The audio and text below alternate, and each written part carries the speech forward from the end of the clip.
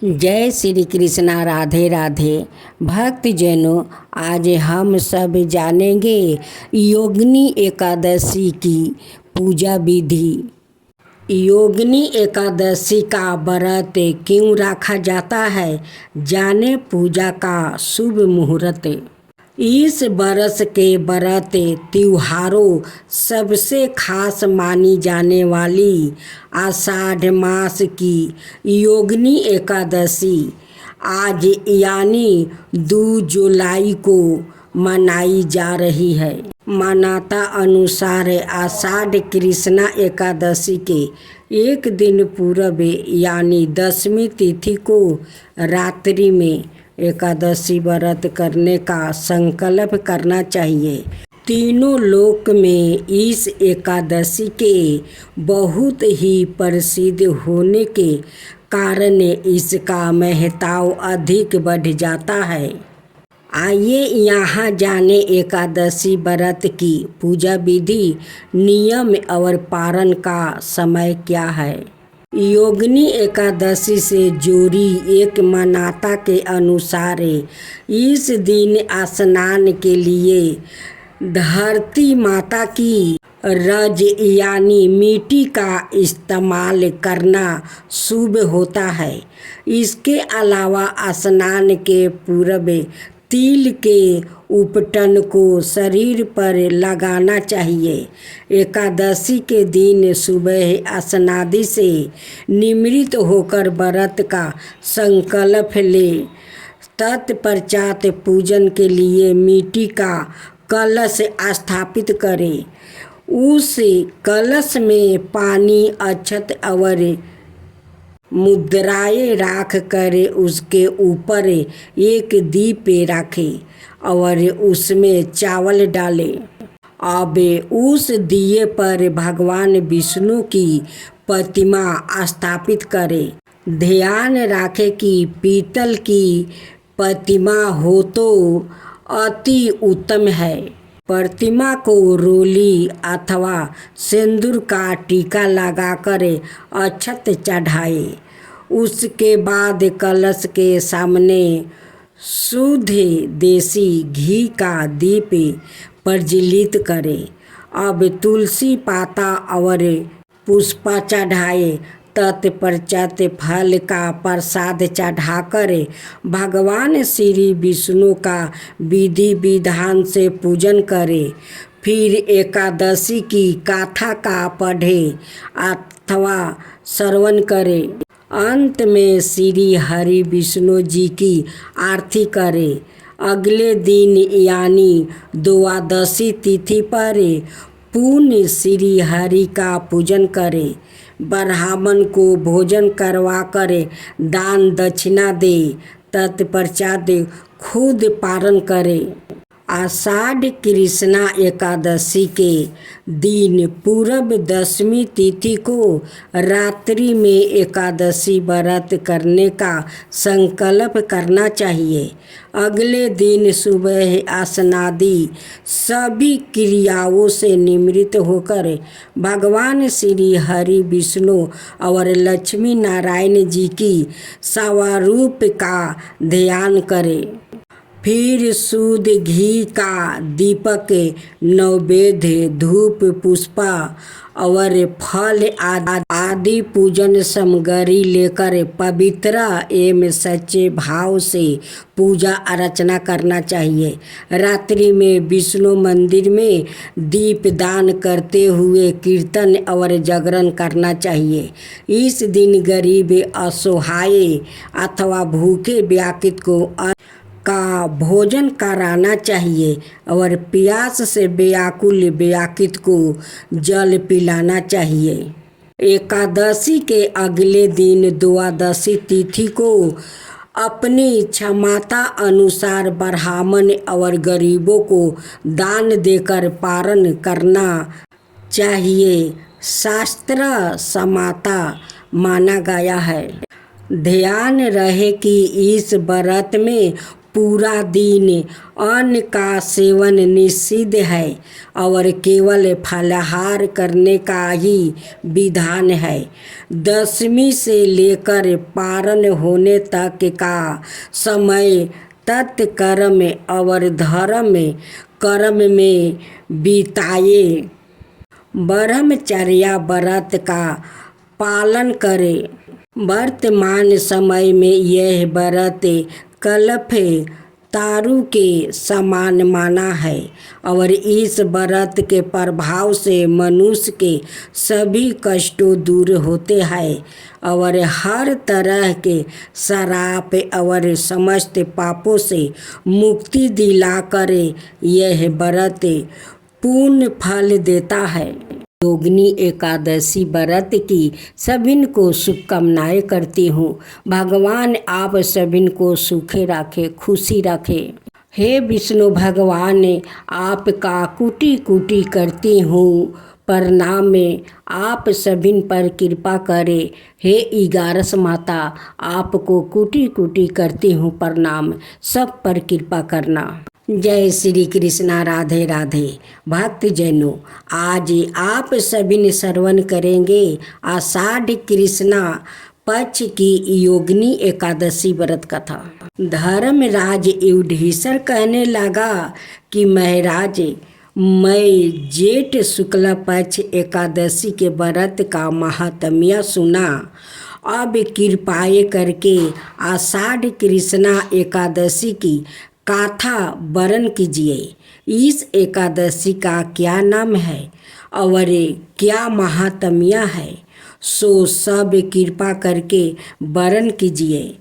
श्री कृष्णा कहने लगे, हे राजन, आषाढ़ कृष्णा एकादशी का नाम योगिनी है। इसके व्रत से समस्त पाप नष्ट हो जाता है।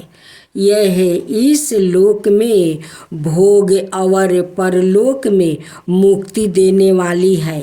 यही तीनों लोकों में प्रसिद्ध है। मैं तुमसे पुराणों में वर्णन किया है। अब मैं तुमसे कथा कहता हूँ, सो तुम ध्यान पूर्वक सुनो।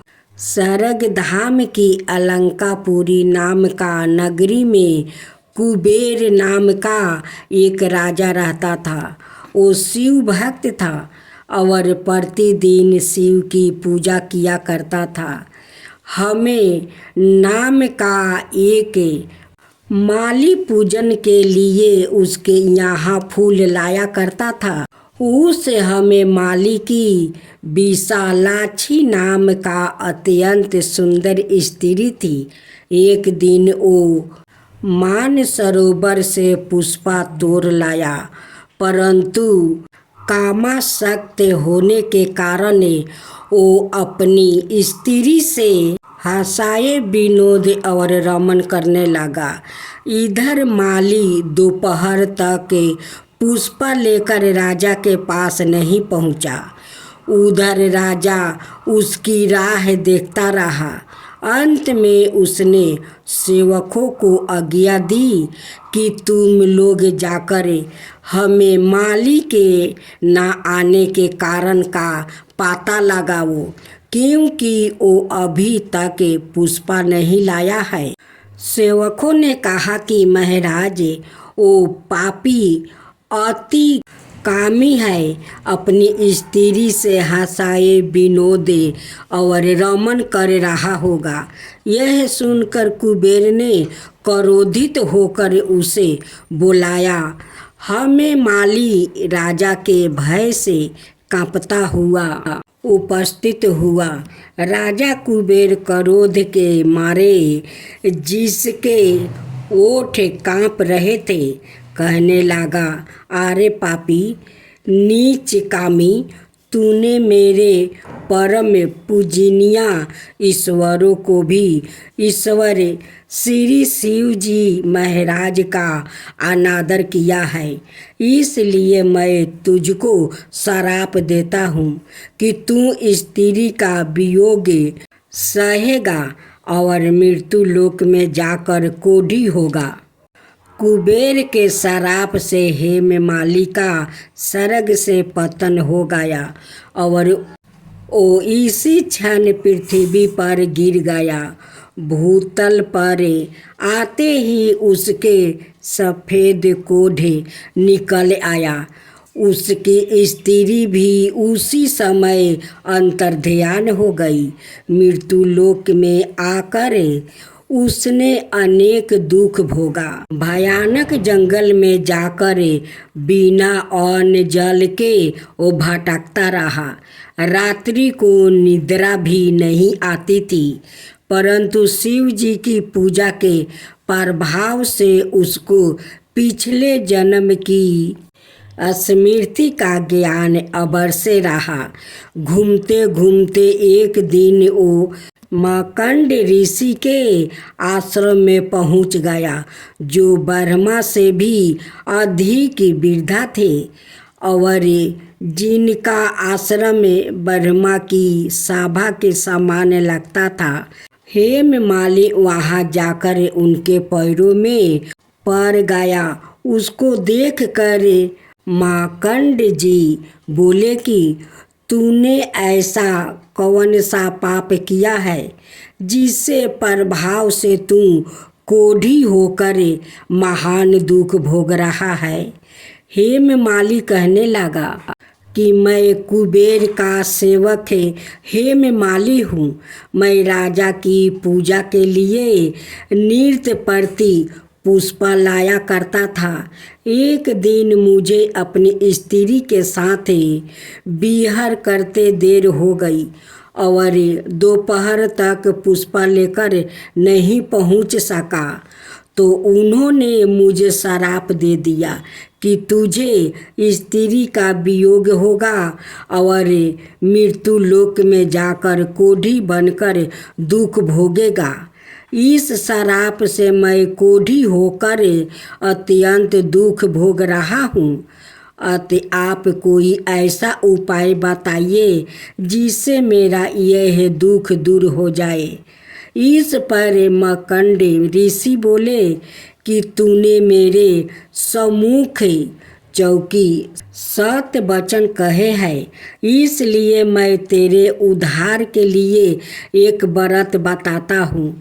यदि तू आषाढ़ मास के कृष्णा पक्ष की योगिनी नाम की एकादशी का विधि पूर्वक व्रत करेगा तो तेरा सब पाप नष्ट हो जाएगा। यह सुनकर हेममाली ने अत्यंत प्रसन्न होकर मुनि को अष्टांग प्रणाम किया। मुनि ने उसको अत्यंत स्नेह के साथ उठाया। हेममाली ने मुनि के कथन अनुसार विधि पूर्वक योगिनी एकादशी का व्रत किया और इसके प्रभाव से अपने पुराने स्वरूप में आकर अपनी स्त्री के साथ विहार करने लगा। हे राजन, यह योगिनी एकादशी का व्रत 88,000 ब्राह्मणों को भोजन कराने के बराबर फल देता है। इसके व्रत से समस्त पाप दूर हो जाते हैं और अंत में स्वर्ग की प्राप्ति होती है। जय श्री कृष्ण। राधे राधे। मेरे भक्त जनों, आज आप सभी ने श्रवण करेंगे आषाढ़ कृष्णा पक्ष की 11 माता की व्रत कथा। बहुत समय पहले की बात है। सतयुग के अंतिम चरणों में एक पवित्र और समृद्धि राज्य था। सोरगाडा इस राज्य के राजा थे। महाराज जयवर्धन एक धर्मनिष्ठा विद्वान थे और अत्यंत अन्याय प्रिय शासक थे। उनका राज्य फलों फूलों से लादा रहता था। नदियाँ निर्मल बहती थी, खेतों में सोना उगलता था और प्रजा राजा को भगवान मानता। परंतु राजा की एक ही पीड़ा था, संतान का अभाव। बरस तक उन्होंने जग पूजा व्रत और तप किया, किंतु कोई संतान नहीं हुआ। अंत उन्होंने कठोर एकादशी व्रत 11 माता का व्रत किया। 12 बरस तक उन्होंने हर एकादशी को उपवास रखा। 11 माता की विधि पूर्वक पूजा की और हृदय से प्रार्थना की, माता मुझे एक नहीं 2 कन्या दो, जो इस राज्य की शोभा हो और मेरा कुल दीपक बने। तब एक रात सपने में 11 माता प्रकट हुई और उन्होंने कहा, हे जयवर्धन, तुम्हारे व्रत तप और श्रद्धा से मैं प्रसन्न हूँ। मैं तुम्हें 2 कन्याओं दूंगी, परंतु स्मरण रहे वो साधारण नहीं होगी। उनके प्राण उनके शरीर में नहीं होगा, बल्कि एक पवित्र तोते में बंद होगा। यह तोता हिमालय की तलहाटी में शपथगंधा बन के एक दिव्या कल्प वृक्ष पर रहता है। उसे पाकर ही कन्या धरती पर जन्म लेगी। प्रभात होते ही राजा ने 100 सैनिकों को भेजा और महीनों की खोज के बाद ही दिव्या हरे पंखों वाला तोता पाया गया। उसके पंखों में हल्का सौरन आभास था और आँखों में ब्रह्म ज्ञान की चमक थी। जब वो तोता दरबार में लाया गया तभी राजा की रानी को गर्भधारण हुआ। ठीक 9 माह बाद 2 पुत्रियों का जन्म हुआ, राजकुमारी सुरभि और राजकुमारी माधवी। अब सुने बलिया काल का रहस्य। सुरभि शांत, गंभीर और अद्भुत बुद्धि की धनी थी। वो शास्त्र, वेद, ज्योतिषी और युद्ध कला में वो निपुण होती गई। माधवी हंसमुख, चंचल और संगीत और चित्रकला में पारंगत हुई। दोनों बहनों में अतुलनीय प्रेम था। वो हर पल साथ रहती थी, साथ खेलती, साथ गाती और साथ सोती। लेकिन महल के सबसे गुप्त कक्ष में एक सौरन नगारा था। उसमें एक दिव्या सोने का पिंजरा रखा था, जिसमें वो तोता सुरक्षित था। उस दिन से 7 बार गंगा जल से स्नान कराया जाता। उसके लिए विशेष फल तैयार होते और हर एकादशी को 11 माता की वो पूजा के साथ तोते की शेष आरती होती। राजा ने कभी भी अपनी बेटियों को उस तोते के बारे में नहीं बताया, परंतु दोनों बहनों को जब जब रात में सपना आता, एक दिव्या नारी स्वर में कोई कहता, अपने जीवन का सारा समझो, अपने प्राणों की रक्षा 11 माता कर रही है, परंतु परीक्षा की घड़ी दूर नहीं है, दुर्भाग्य की छाया। एक दिन जब दोनों बहनों की उम्र 16 की हुई, राज्य में एक विदेशी राजकुमार आया।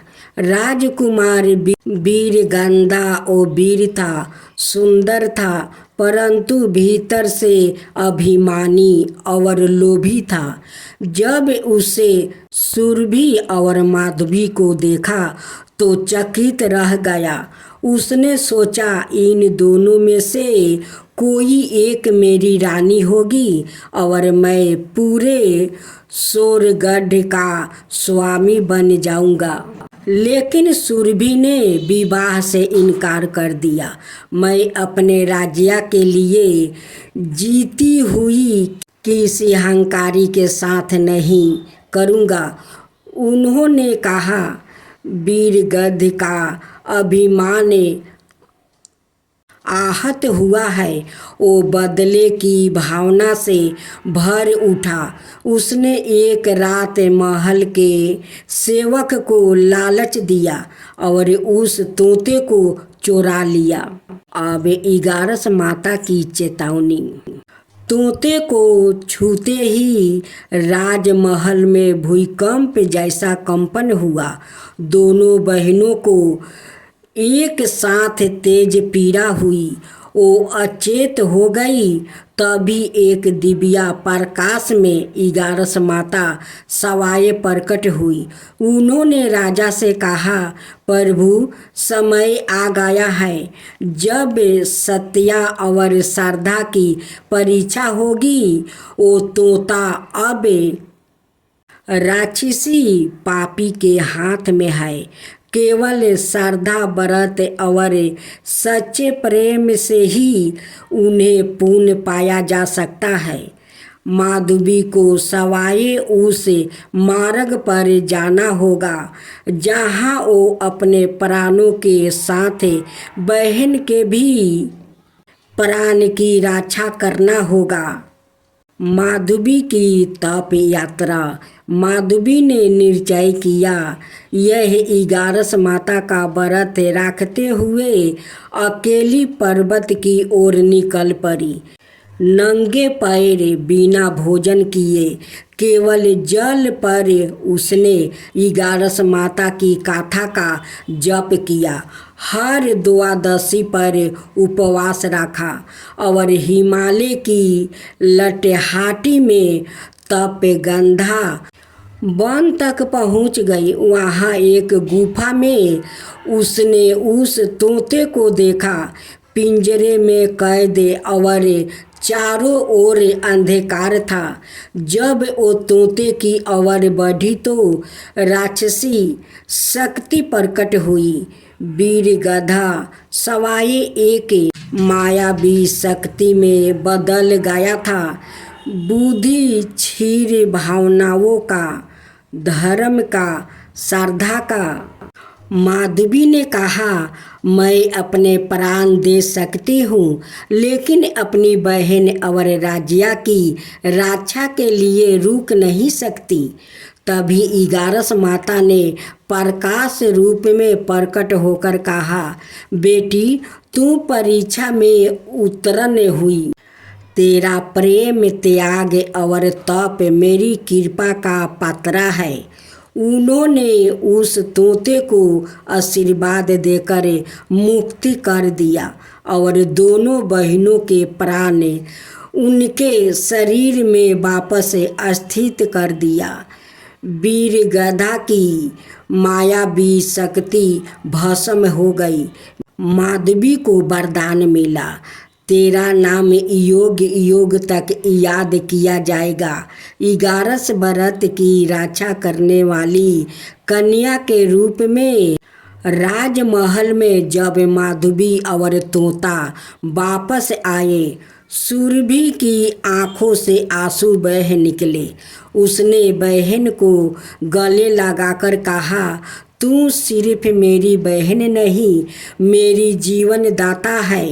राजा ने 11 माता का वैभव मंदिर बनवाया, जहाँ आज भी हर एकादशी को स्त्रियाँ 11 माता का व्रत करती है, ताकि उनके परिवार पर कभी संकट ना आए। और आज भी कहते हैं, जब कोई सच्चे हृदय से 11 माता का व्रत करता है तो उसके प्राणों की रक्षा सवाए देवी करती है, चाहे वो किसी तोते में क्यों ना बंधे हो। 11 माता वहाँ पर पहुँच जाती है और उनकी प्राण को रक्षा करती है। तो बोलो 11 माता की जय, 11 माता की जय।